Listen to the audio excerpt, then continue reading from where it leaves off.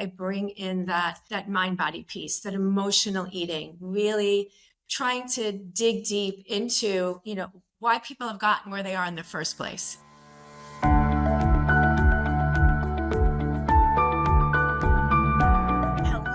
Welcome to the podcast. I have two incredible guests in store for you today, Heather Marcus Berg and Rebecca Casten.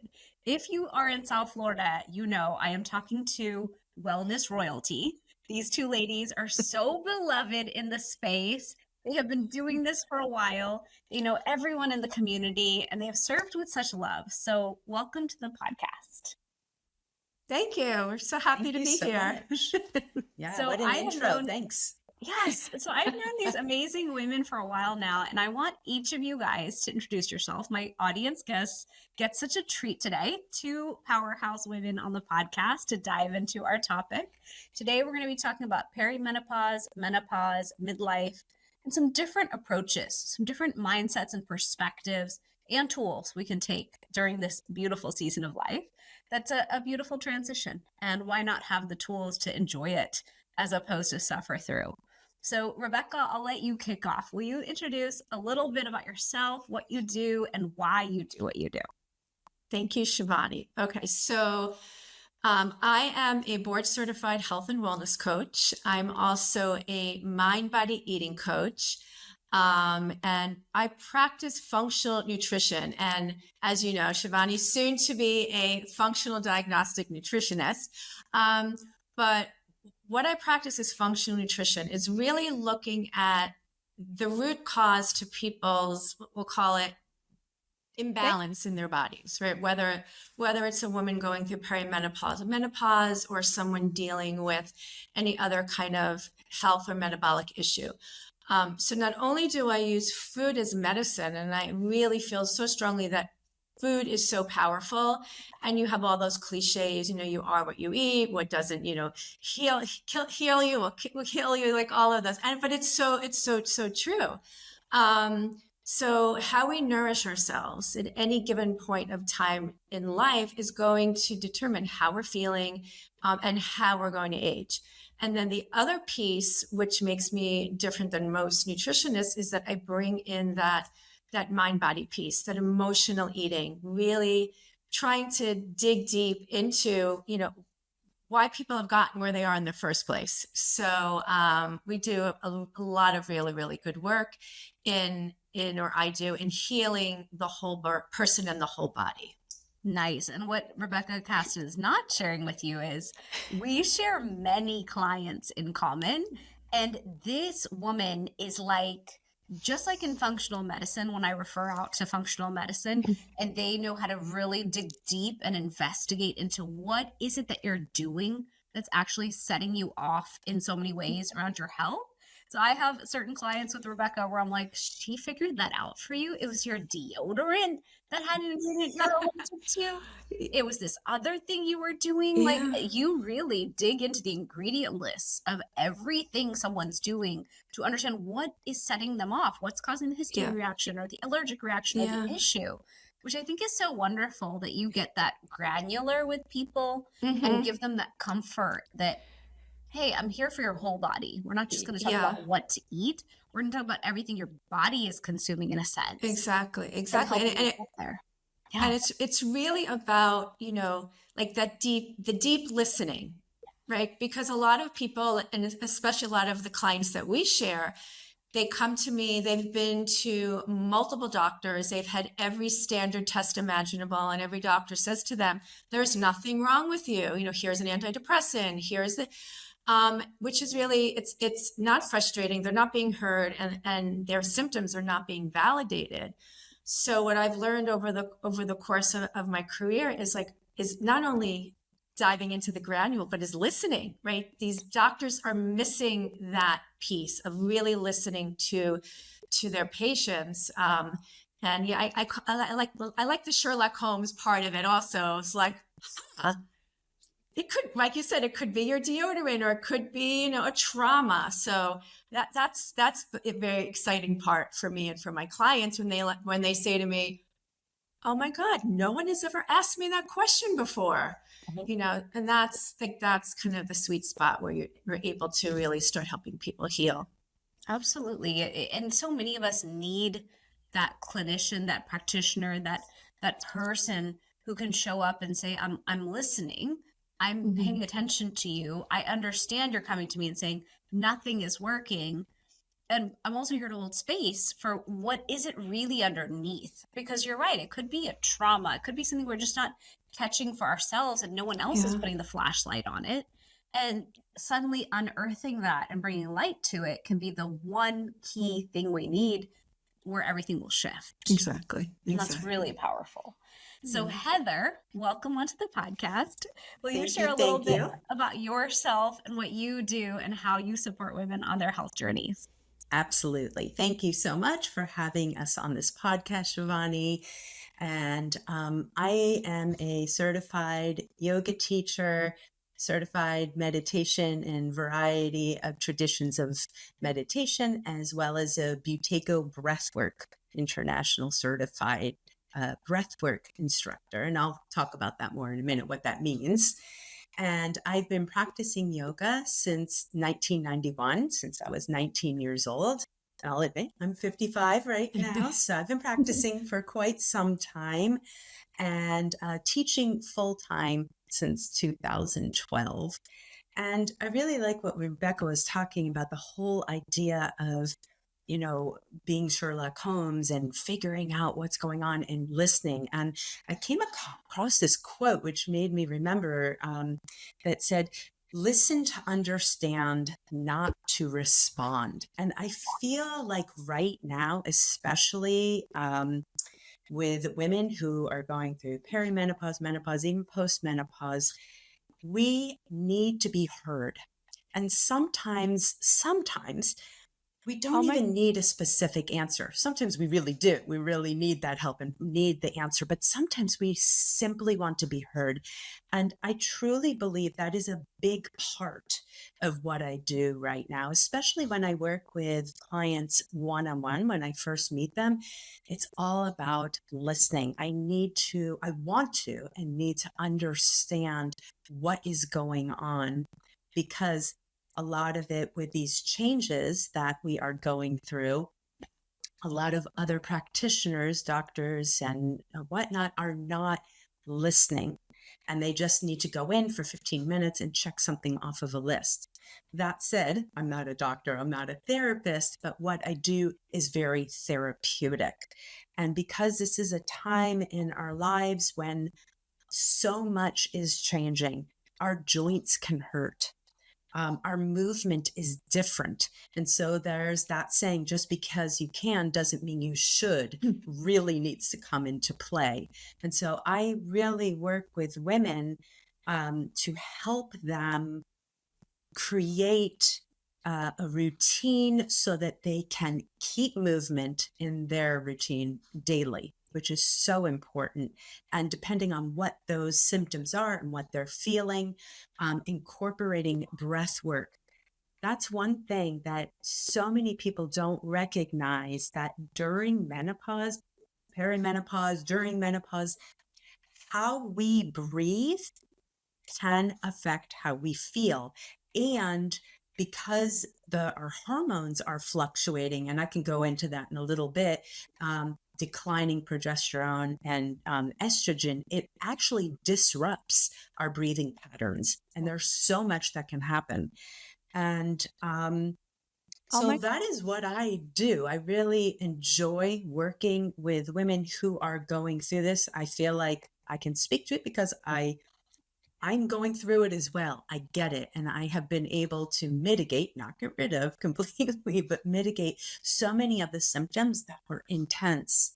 The anxiety, the waking up in the middle of the night, the hot flashes, so much of that I have been able to mitigate, to lessen, to kind of soften through creating routine, through being mindful of how I'm breathing. And I want to be able to share that. Absolutely. And, we did a retreat together, the three of us, a few months ago. And I remember in your session, I thought, okay, well, she's just going to sit us down and make us breathe. Like she's talking about breathing. So it's just pranayam. You just sit there, you breathe. And obviously we all need to breathe better. We need to breathe more deeply, more often. So I thought I just knew your topic. And when you got up there and I went to take pictures of you from the back, I was like, whoa, this is so different than what I imagined. You showed us that if we are not stretching and moving our bodies in different ways, we're not even going to have the capacity for deep breathing. And even as I do this, my whole body's like, that hurts. You may not stretch back like that. There's no muscle support for that. You are forward all day in your phone and on your laptop. So it was so interesting to go through this series of stretches and movements. And I thought, we all breathe deeply and more easily after that. So I thought, gosh, breathwork is not just breathwork. It's this really cool fusion of yoga, stretching, movement, understanding the science behind what needs to be done for breath to come in the body. And in ancient Ayurveda, we taught breathwork is pranayam. Like it's pranic energy. You will not have prana or life force energy if you aren't breathing. And even when you mentioned breathing, I was sitting here and I was like I tried to take it. No, I was watching. No mouth breathing. No mouth breathing. I was like, I'm not breathing. Let me breathe. It's just so funny. So funny. Well, Rebecca, I know when we met it was like a couple months ago, it must have been, and I saw you and I said, Rebecca, anytime you want to do an event, you call me. I am always here to teach alongside you. I deeply respect your work. I love your approach to teaching. We've shared clients in common now where I've like seen your work so firsthand, and I'm like, damn, this is epic. Thank you. Had that with you yet, Heather, but I'm sure we will soon. You absolutely will. You know? So Rebecca, will you kind of tell us a little bit about this cool mini retreat that we formulated?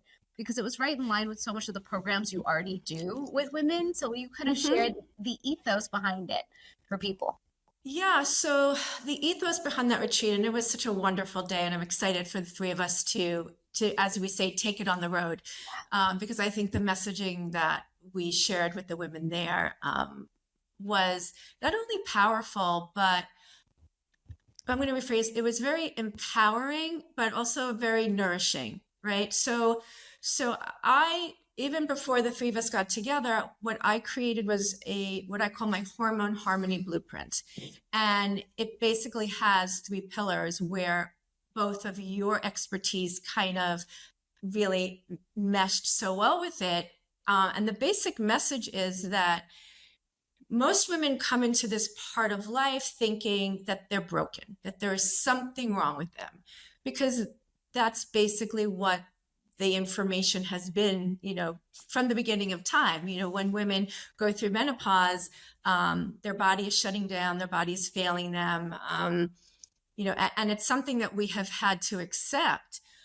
But the way I look at it is it's not our body failing us, it's our body signaling us. Our body is trying to get our attention by all of these unpleasant, we'll call them just unpleasant symptoms and side effects.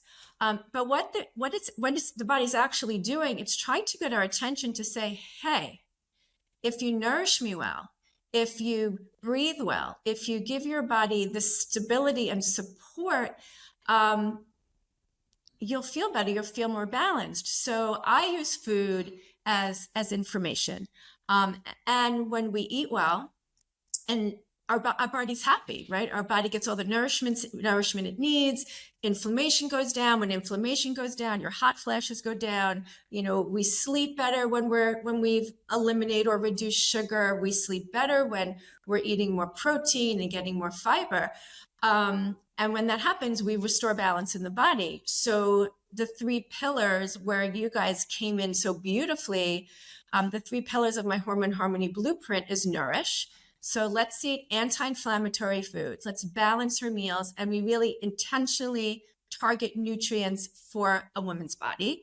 The second one is energize. So let's make sure that our blood sugar is balanced, that we're supporting our nervous system with things like breath work and more healing modalities and supportive movement.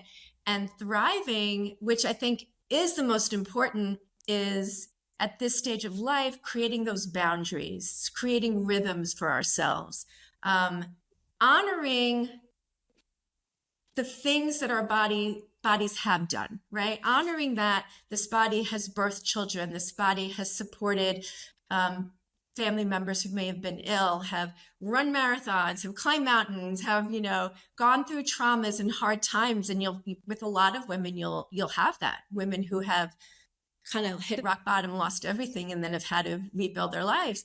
So that it's really important to honor that and say, okay, it's not what my body can't do anymore. Let's honor what I have done and celebrate that. Wow, I am an incredible, strong woman for have gone through all of that. Now let me just feed my hormones. Let me just listen. And that was what Heather said, just stop and listen. And that's it. The weight loss, the endless dieting, the weight loss drugs, it's all working against what we're trying to achieve, is having, you know, balance in our body. So that's really where we all came together for this amazing day that we did together over the summer. Yeah, it was just a beautiful synergy.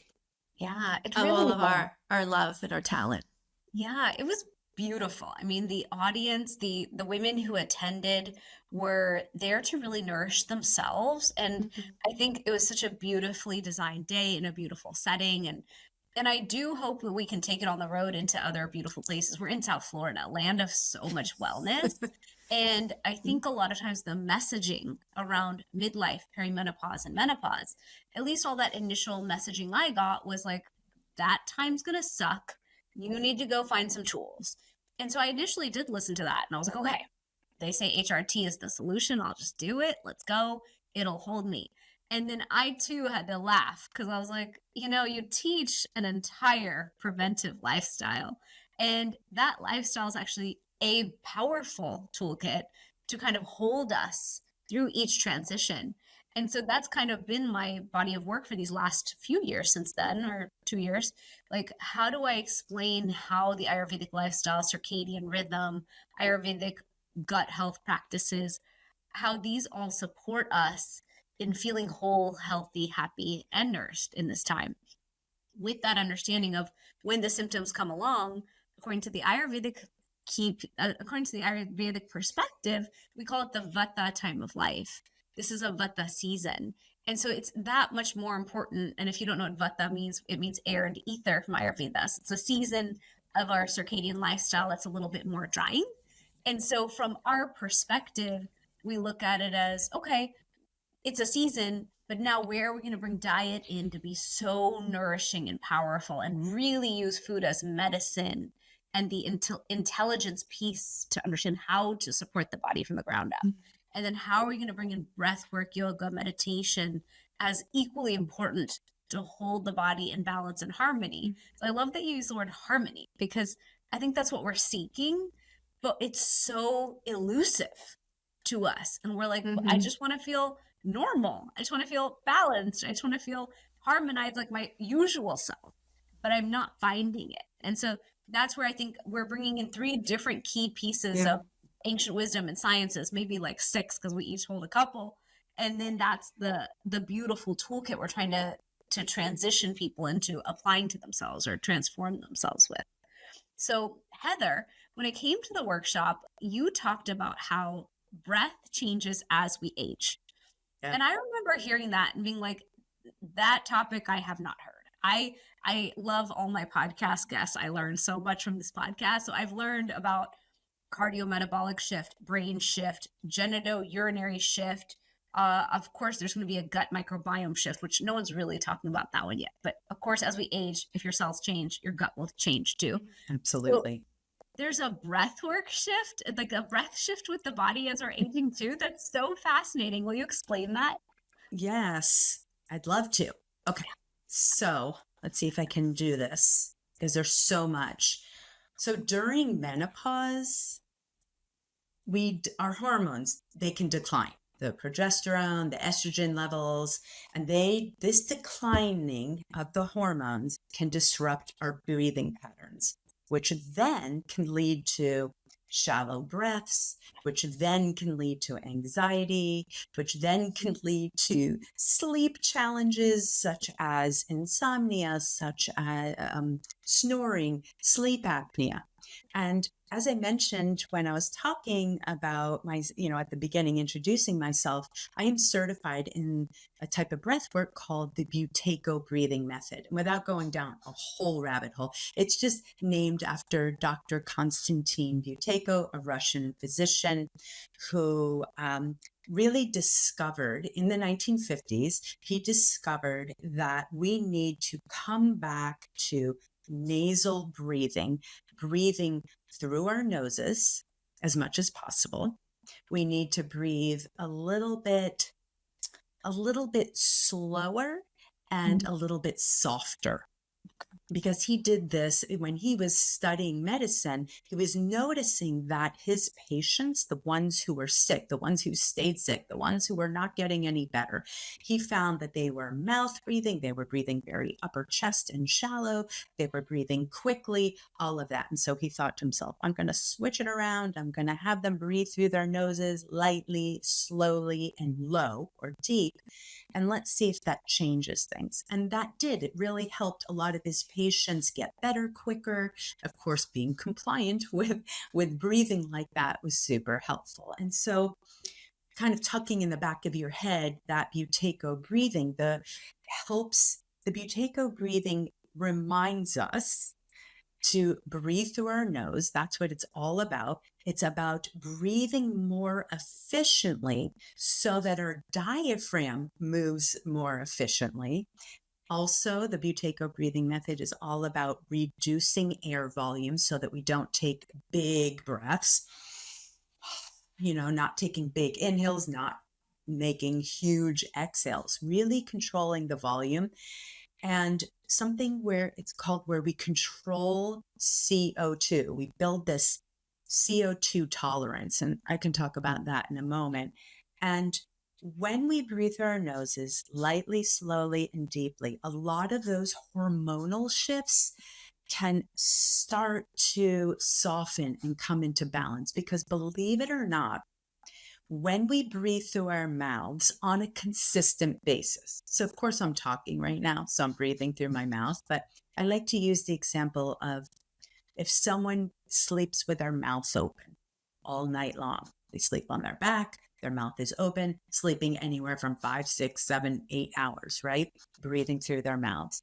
If you breathe through your mouth consistently over time, that will make your hormones fluctuate. And so there's a whole movement, it's been around for a while, about the mouth taping. And I just want to say that don't just go out and tape your mouth. Really, it's so important that you work with someone who understands how to walk you through that process. And there's some contraindications. I want to back up because I want to talk about just real quickly about the hormone connection and breathing. So progesterone often drops, and it normally keeps our upper airway muscles firm, and it stimulates our breathing centers in our brain. And this drop in our progesterone actually makes our breathing airways relax and kind of flaccid, which leads to snoring and sleep apnea. Estrogen, how does that play a role? When we have lower estrogen, it can worsen nasal congestion, irritation, inflammation, which affects our breathing quality. And then, the nervous system impact. When our hormones shift, it makes our nervous system hyper alert. And if you're hyper alert, we could be holding our breath, we can be breathing a lot more shallowly, and it just can create a cascade of effects. And so how the Buteyko breathing method helps: gentle breathing in and out of the nose. It allows our diaphragm to work more efficiently, which then stimulates the vagus nerve. There's so much to it, but it's just super important to know that how you breathe does affect how you feel, and it can affect your hormones. Wow, it's so It's powerful. amazing. Everything you It just is. It's shared. It's amazing. amazing. I And I started breathing differently as you're talking. I'm sitting here, I'm taking deep Slower. breaths. I'm so relaxed. I Slower. even yawned in there because I was like, I'm so relaxed now. Yes. It's so nice. I'm glad I have that effect on you. Oh, Thank yes. you. I was Very, like, thanks very for calming. chilling me out. I'm usually so on the go. It's so interesting. So, Heather, I had you on the podcast. Everyone who wants to know more about Buteyko, there is a solo episode with Heather. Probably in the first 50 episodes of this podcast, we had that back when I was in studio here in Boca. Right. And I remember learning it. And after every time I drove in the car, I would practice the breath work. I'd think of you and say, you know what? You drive. So in South Florida, we drive Right. so much. I could spend between 2 and 4 hours a day in my car. So I was like, you can crack the window open. You're not in a polluted city. And you could do this deep breathing. And I just remember feeling so good when I was doing it. So now that I've seen you, I will get back on that horse. It's Yay. just so interesting how there's many dimensions to what you just said. We will, because of progesterone drop, have a change in our muscles, like our musculature, Yeah. that will Yep. lead to a different type of breathing. And imagine how many women have hit menopause and boom, like estrogen dropped, progesterone was already tanking and dropping. So you had all this loss of muscle. And sleep apnea is like devastating. That's not a tiny thing. Sleep apnea can Right. lead to death. So these are not small things that just because you breathe differently, oh, it's just unfortunate. Maybe you'll have less energy. It's less everything. And that's really problematic. And what you talked about was also a cycle. So hormones drop, you breathe differently or more shallow. Body is in sympathetic, fight or Yep. flight. You're in chronic stress. Estrogen tanks, you're already in a cardiometabolic shift. So cholesterol rising, inflammation is rising, insulin resistance is rising, and you're basically feeding that fire or problem with what you just said. Yeah. And then here, something as simple as breath work was, and it's just so funny how we underestimate it. We're like, oh, it's just breathing. I breathe. We're breathing. We know how to breathe. You know what? You only, here's the thing. It's like when you hurt, a pinky toe on your foot and you realize how much you realize you need that pinky toe as you're walking. We take it for granted until something happens, until we get bronchitis, until, we're having our noses congested, and we need to really take a look. And it's amazing how just something as simple as, like you said, in the car. And I'll give you an example. When I just want to back up. You said, which is true, when we breathe through our mouths, like right now, we're all, in general, when we're talking, we are breathing through our mouths. So our sympathetic, that active part of our nervous system, is being stimulated. We need that. That gets us motivated. It keeps us motivated, has us get out of bed, the whole thing. But if you are talking all day long, I'm teaching. I used to teach multiple classes, class after class after class, and to go to clients. And once I would get in the car, my mobile office, I would get on the phone. Well, listen to me, phone, old fashioned, and get on the phone and I would talk. So it was like a constant talking. Yeah. I was constantly in this sympathetic state. That was my norm on top. And then it was creating, at that time, all of a sudden, my hormones are all over the place. And so I learned the Buteyko breathing method, just something so simple as placing I talk about this oral posture, place your tongue on your upper palate, as if you're saying the word love. Your lips can be closed or not, doesn't matter. And then just when you get in the car, before you make that call, just breathe slowly in and out of your nose. And that will automatically, two things are going to happen. Believe it or not, your tongue on the upper palate is going to stimulate the vagus nerve, believe it or not. That's one thing. And when our vagus nerve is stimulated, it signals to our nervous system you are safe. So even just placing your tongue there is going to do that. Then when we breathe through our nose, it allows our diaphragm to move more efficiently. compared to when we're breathing through our mouth. Right now, my diaphragm is moving, but it's very herky-jerky. It's okay. I'm talking. That's fine. But when I breathe through my nose, it allows my diaphragm to move more efficiently. The vagus nerve also goes through the diaphragm. So not only is it being stimulated by my tongue being on the roof of the mouth, it's being stimulated because my diaphragm is moving efficiently, both signaling back everything is safe. And so it just allows that bit of balance to happen in our nervous system, which we need, especially at this time in our life. True. Very true. I mean, there's so much there, and I really appreciate you saying that one piece in there as well, where if you talk all day, you are not breathing through your nose. When you said that on the last episode, I thought, do you know what my job is? My job as the owner of my supplement company is to talk all day on podcast. And when you're on podcast, you're on. So I am on, and as I'm being asked a question, my entire brain is calibrating to what's my best answer I can share in 3 or 4 minute blocks.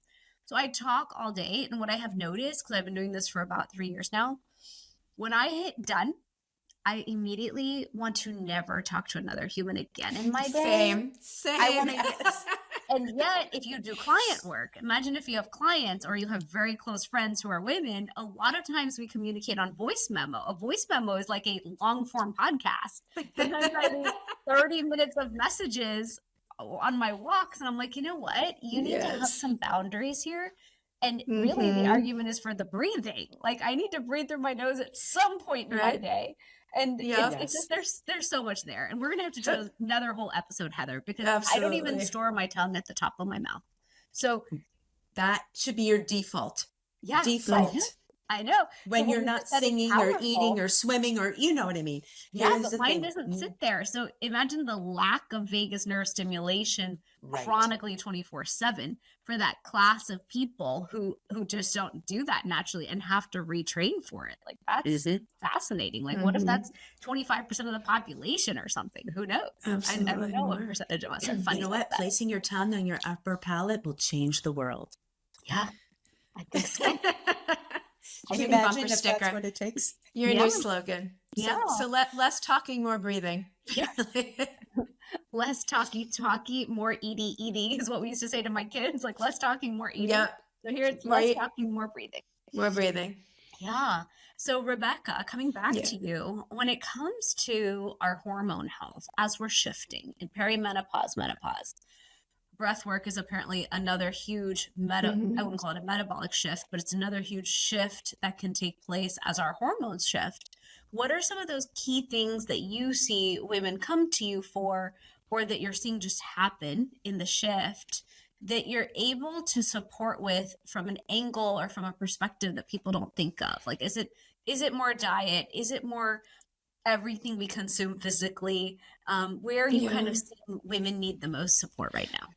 Well, the first thing they come to me for is the meno belly. That is like numero uno. I woke up one day and all of a sudden I've got like 10 pounds right up front. Visceral fat. The visceral fat. So what I say is, okay, well, you didn't wake up with that.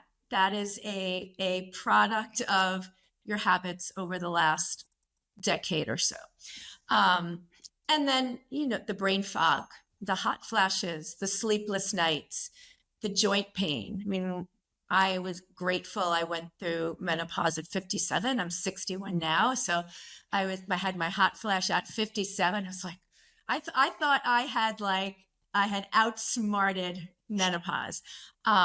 Woke up one day with frozen shoulder. Didn't realize until a couple of years later that was also menopause. So everything that I'm seeing all relates back to diet as number one, right? If we look at your food as your foundation, and most women, by the time they get to post menopausal age, have been either eating unhealthy, have been restricting food to stay in this very small body. So very few women I work with or I meet have been nourishing themselves well throughout their adulthood. So the first thing we need to do is start at the foundation, because as with sleep, if you don't sleep well, it's a non-starter. If you're not fueling properly, your hormones can't do what it's supposed to do, right? Even when the hormones are starting to diminish, we have an opportunity to keep them going and to keep essentially like, give them like CPR, right? So the first thing is we need protein. Most women undereat protein. Like protein is queen, because protein is essential for creating hormones, for building our muscles, for stabilizing our blood sugar, and for supporting the neurotransmitters in our brain. So we got to start with that. The next thing is our antioxidants, all of our plants, right? That's going to help us offset all of the oxidative stress, all of the things that are floating around in our environment, that's in our water, that's pesticides. So our greens and our berries. And then we really can support ourselves with estrogen detoxifying foods, because for a lot of women at this stage of life, the estrogen that we're using kind of gets stuck in our bodies, right? So the pathways aren't clearing, and that causes its own set of problems. So eat bitter greens and broccoli and cauliflower, and make sure you're getting at least 25 to 35 grams of fiber so that you're eliminating. We need gut health support. We talked a little bit about that. Could be a whole podcast on its own, because of the interconnectedness of all the systems of the body. Soy is really important. And the caveat on soy is that it needs to be organic. It needs to be non-GMO. And for women who have had estrogen dominant breast cancer, that's a conversation to have with their doctor. But overall, soy is really important, because that's going to support our hot flashes and our bone health. And nobody knows this is actually new science. Vitamin C in your foods and also supplemented will help balance your adrenals, balance your cortisol, and also helps detoxify estrogen. So food is the foundation, right? And then there's a lot of like little hacks. How do we stabilize our blood sugar? It's not going to be by having a cup of coffee first thing in the morning, right? Which a lot of us do, right? Right? I just fell back into caffeine first. I'm like, where did the milliliter go between nothing and caffeine? That's not fair. We've got to anchor, right? We have to anchor our blood sugar. So we need to have like protein and fiber as those anchoring meals, being really careful about our naked carbohydrates. And another thing that's really, really super important, which I've been learning more and more about, is meal sequencing. Right? We're not supposed to eat everything kind of jumbled up together. So if you eat your vegetables first, so your fiber, it actually creates this protective mesh in your gut, so that later on, when you eat those carbohydrates, less of those molecules get into your bloodstream. So it actually blunts your glucose spike. And when you have a blunted glucose spike, you're going to have less hot flashes, because you're not going up and down all day. So your veggies first, then your protein, fat, and then your clean carbohydrate. So a lot of it, I'm going to say all of it, first starts with food. Right? How do we feed the hormones? How do we feed the brain? I'm seeing a lot of women who have been dieting forever, finally in their 50s and 60s, are eating well for the first time in their lives, because we go back to honor where your body is and what your body has done for you. And, being a size 2 and 4 is not going to help you live long and healthy, right? So, what I love about this new era or age of awareness is that skinny doesn't mean you're healthy, right? So we have to eat. and when we eat, then the hormones are happy. The brain is happy. We sleep better, right?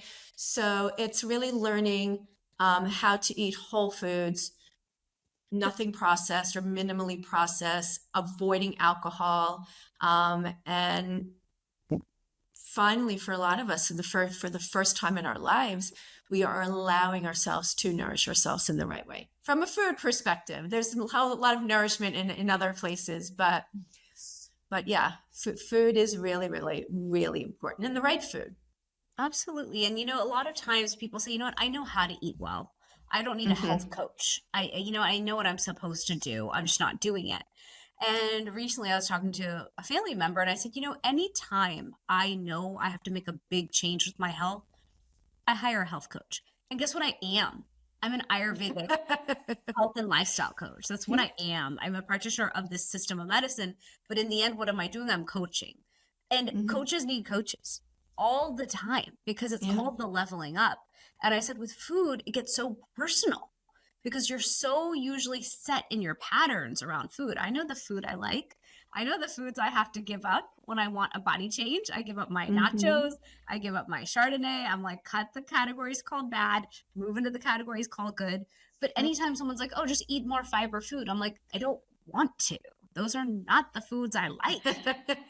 So I need someone to come on board with me, and we need to work out how I'm going to do that in a way that I'm willing to, and or new fresh ideas or new approaches, those kinds of things. So I wanted to kind of highlight that for a moment because so many times women don't invest in ourselves. We invest in everybody else. I can assure you my children get everything they want, every private lesson, everything. The life budget is kids, home, everyone. And who comes dead last? Me. And so if you're listening to this and you're struggling, let's say you're struggling, brain, cardiometabolic, let's say it's gut health, let's say it's stress levels, anxiety, cortisol, sleep. You're talking to a dream team of women who love to help other women get back online. And what's cool is we have such beautiful relationships here in South Florida. Between the three of us, we probably know everybody. And if it's not us, it's someone we know who can help you. Absolutely. So I'm constantly referring out like, hey, I love a free discovery call. So I'm like, I am not your girl, but can I tell you who is? It's Heather. It's one of my favorite functional docs. Like, I think there's so much ability to create shift and transformation. And that's why I love talking to you guys. You're such wisdom carriers of the practices you carry. You've done this with enough women through all the generations that you understand, like, hey, we're here now. It's called early menopause stage. Let's talk about it. Let's figure out what are the key changes you need to make. It doesn't have to be hard. It just has to be a shift. And I think it helps to get the person to hold your hand on that path. It up those tools. Absolutely. And I just want to add it, for everyone who's going to be listening, it's really not about all or nothing. Yeah. Right. It's making, like you said, Shivani, those small shifts. It could be one shift per day, but I guarantee and I promise if you start stacking those shifts and you feel better, like you're going to feel better and you're going to be happy. So why go back to the old way? Right? Exactly. And when you feel better, I just want to add in that when you start to feel better, even a little bit like, oh my God, I slept a bit better. Yes. And feel just a bit more vibrant. You just have the ability to be the best version of yourself. And this is a really amazing time in our lives. And I can't remember the author's name. I have quite a few menopause books on my shelf. And one of them, the book is called The Upgrade. I cannot believe I forgot her name, Doctor. Okay. Anyway, but look it up, The Upgrade. And I love that. I love that. This is an upgrade for us. This is not like, oh my God, this is horrible. It can feel off and weird and just not normal, but just like Rebecca said, just making the little changes, little at a time, and stopping and pausing and like, oh my gosh, wait a minute. I slept well last night. Yeah. Like, oh my gosh, I actually feel good now that I had food, the right food before I had my caffeine. Yeah. that sort of thing. Yeah, or you remembered why you walked into the other room, right? When you realize that wow, my brain fog is better, so, and these things are not insignificant. No, they're not at all. Heather, I think Heather and Rebecca, I feel like women and people and listeners always benefit from hearing a story or a testimonial or an example of how what you do shifted someone else's life. So do you have a story like that? We'll kick off with Heather, of someone who started to work with you, started to practice this breathing. I know you do a lot of local events, breathing in the garden and different things. I always see them and I'm like, one day I'm just going to meditate. One day. And honestly, after When you make yourself priority. Exactly. Yeah, that's it. And honestly, I think it's interesting. I met someone once who did work with a breathing coach and meditation coach. And I thought, what if we all just put these habits into place so much earlier? What a different quality of life we would have had. Like we wait and prioritize ourselves at the end quarter of life or end third of life, let's say, because it's menopause, it's like 40 years of your life. Then what would have, I just always wonder like how differently the quality of life would have been. But yes, please share. It's okay, moving forward. But there's one woman in particular, I remember she came to me and she happened to have asthma. And the Buteyko breathing method, it was actually really geared toward patients who have asthma initially. And what's really interesting is on top of it, she was going through perimenopause. So her breathing, unable to breathe well, her breathing was shallow, her breathing was labored. She was a mouth breather. So I don't remember all, because it was quite a while ago, but I think her big thing was hot flashes, and those of you out there who have hot flashes, it's like that internal heat, the furnace is going, here it starts. It's like, and teaching her to just even notice when she was breathing through her mouth. Because she has asthma, a lot of people who have asthma breathe through their mouth because they're congested, and they're congested because they breathe through their mouth. Breathing through your mouth creates inflammation. So the more you breathe through your nose, the more you can breathe through your nose. So the biggest thing was teaching her there's a whole way to decongest the nose. And that's somebody could reach out to me, can talk to them about that, or they can watch the other episode.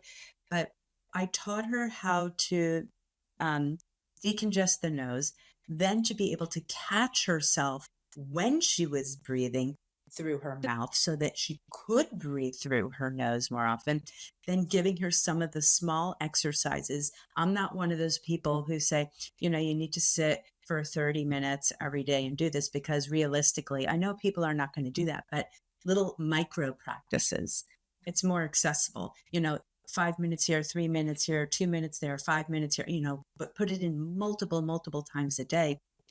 She was able to come off of half of her asthma medication. And it was over, I think, about an 8-week period. Now, I'm not saying that's, going to happen to everyone. Okay. But being compliant, as we both know, if our clients are not compliant, it's not going to work. But she was able to come off half of her medication, and her hot flashes lessened dramatically. Yeah. Amazing. Thank you. Yeah, it is amazing. As I sit here and deep breathe, I'm going to send you home. I'm like, it's funny. The statement you made was so powerful. If you talk all day, you're going to be inflamed. I was like, great. Yeah. As the inflammation girl, I'm just inflaming myself. So this is your assignment, Shivani. I don't know how much time you have between when we end and the next one. Mouth closed. Yeah. And you don't even have to think about it, but just make sure you just breathe through your nose. That's it. Easy. That's it. Until you get to the next perfect podcast. I love it.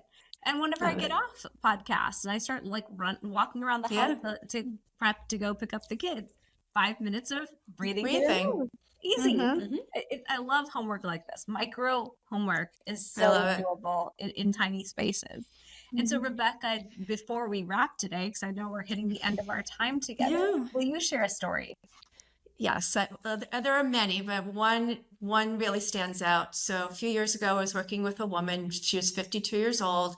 She was an ex-professional ballerina, and she had put on over the last couple of decades about 35 pounds. And when she first came to me, she was going through menopause, no sleep, hot flashes, and she said, "My body can't lose weight." I said, "What do you mean?" She goes, "I have been trying to lose weight for 35 years. I've tried to lose these 35 pounds for like the last 10 years, and I can't lose weight. I am unable to lose weight." And I said, "Okay, let's kind of talk about how you eat." She goes, "Well, first of all, I do intermittent fasting." And I said, "Okay, how long is your fast?" So she was basically giving herself a 4-hour feeding window. Okay, so she was doing 18 to 20-hour fasts and gave herself like 4 to 6 hours to eat. And we went through what she was eating, and she was basically under eating about 1,000. She's eating under 1,000 calories a day. So I turned to her and I said, "You're anorexic." And she looked at me and she goes, "Look at me, right? How could I possibly be?"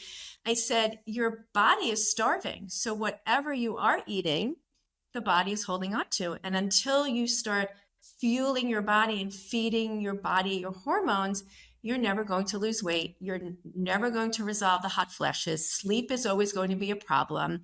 She was anxious. She had brain fog and a whole sort of other things. So I said, I gave her, I run this 5-day reset. It's all whole foods. All the inflammatory foods are taken out. And I said, "Try it for a week." She says, "This is more food than I eat in almost a year." I said, "I know." I said, "Let's try it for a week. We'll regroup next week and we can adjust it." So I give her the meal plan and she has my number. I don't hear from her all week. She comes to her follow-up the next week and she's got a smile from here to here. I said, "So what went well this week?" She goes, "I lost 4 pounds." I said, "Why do you think that happened?" She says, "Because you were right. I'm finally nourishing my body." So over the course of our work together, we worked together for about 4 or 5 months. She lost over 20 pounds. Her hot flashes went away. She was sleeping, and she was a completely different human, right? Because as women, as humans, we get so focused on what we think will work, or our brain is still back in. I remember she saying, "Well, when I was in my 20s and teens and when I was dancing, I would just restrict food for a couple of days and I would lose a couple of pounds." But what we don't realize is that that doesn't work anymore as our bodies change and as our hormones and our metabolism. But that was just like one of like the best, like most satisfying experiences ever. She ate, she lost weight, hot flashes went away, sleep better, Nice. right? It's about the simple things. It's not, doesn't have to be overly complicated, Sure. I think It's it's just a about reminder that we have to acknowledge where we are at this point in our life. Yeah. And we can't go back and say, "But this is what I used to do." What can we do now? Let's accept what is going on, and what can we do to feel the best in our body? Mhm. very true. Well, thank you for that. You wrapped up the episode beautifully. I'll take it. So, because we don't have more time, I want everyone who's listening to make sure that you follow Rebecca online, follow Heather online, check out their websites, check out what they do. Stay tuned for 2026. We'll be sharing amazing, cool things that we'll be doing in the community around perimenopause, menopause, midlife, and all these topics. So let's kick it off with Rebecca. Rebecca, will you share where everyone can find you? Sure. So I am on across all platforms at RebeccaCasten.com, Rebecca Casten Coaching. I look forward to hearing from everybody. Have a happy holiday. Awesome. And Heather, will you share as well? Sure. I'm on Facebook and Instagram. My website is soulgardenyoga.com, SOUL, and my Instagram is at soulgardenyoga.wellness. Amazing. Well, thank you, ladies, for joining me today. You're both rock stars. Me too. It's such an honor to teach alongside you. And thank you for joining me today. For everyone listening, if you want more info on this podcast, you can check out my website at shivanigupta.com. And I can't wait to see you till next week on the podcast. See you, everyone.